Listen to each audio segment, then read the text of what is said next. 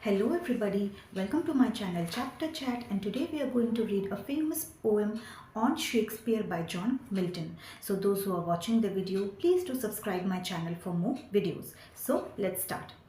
John Milton was born on 9th December 1608 and he died on 8th November 1674. He was a very famous poet, and as you all know, and his works are very famous, and the most important is the Paradise Lost and the Paradise Regained.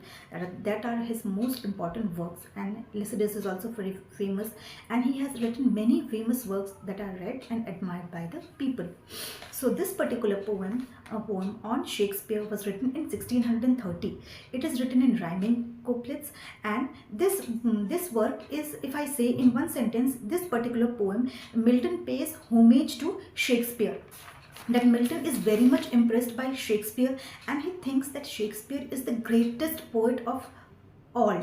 He is the greatest poet, and his works are loved by people all around the world. So here in this poem, he is trying to show his love towards Shakespeare. So let's start the poem.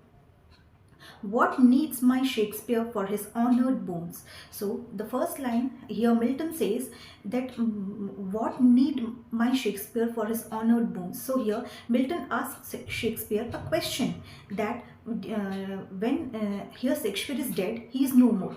So that is why Milton is asking him, what do you want for your honor? So dear Shakespeare, what are the things that you need for your honor? What can we give you?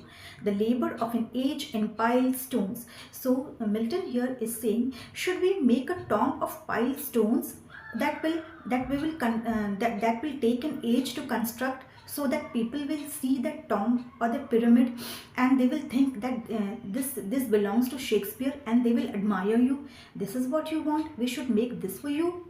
Or that his shallow relic should be hid under a starry pointing pyramid? So shallow relic is here refers to the bones of Shakespeare. Shakespeare is dead now, and shallow relic refers to his bones. So here Milton is telling, or should we keep your bones under a starry pointed pyramid like the mummies?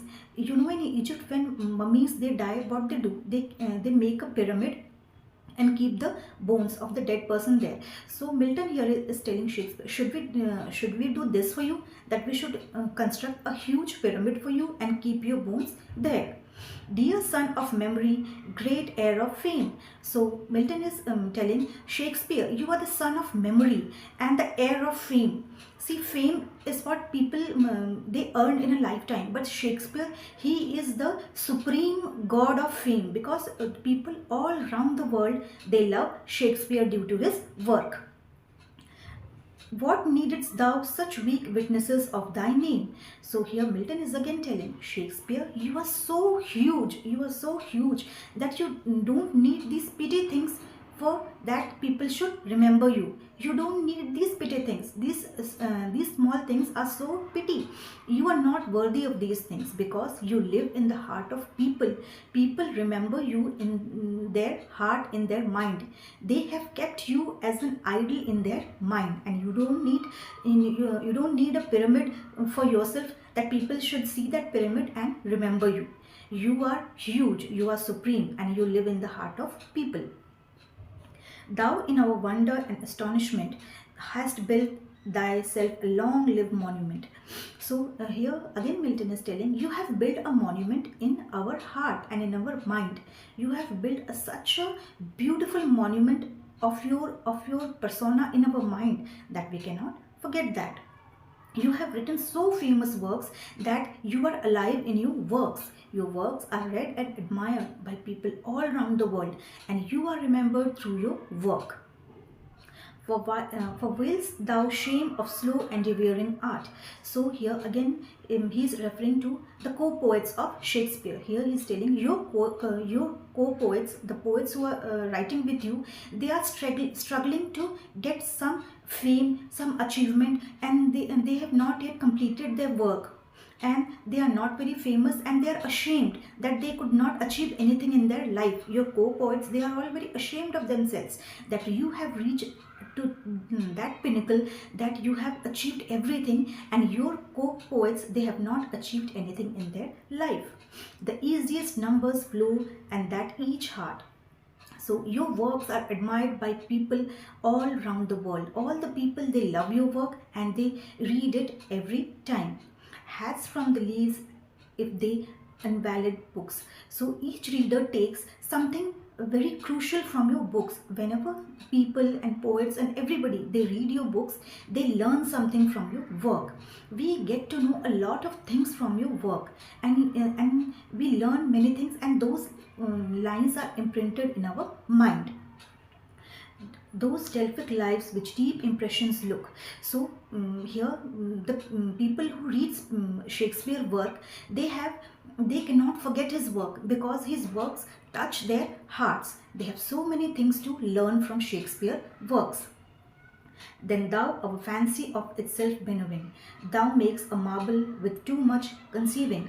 So you are Shakespeare, you are now in our imagination, in our heart, in our mind. So you are dead, no doubt you are not, if your physical presence is not there, but as a person, the persona you wear, you are always present in our mind. And how many times people read your books, they admire you, and they always say, what a great human being Shakespeare was. Such is your persona, such was your personality, that you are dead, physically you are dead, but mentally you are always present in our mind. Those makes a marble with too much conceiving. We have read your work so much that we are converted. We have converted a tom of your works.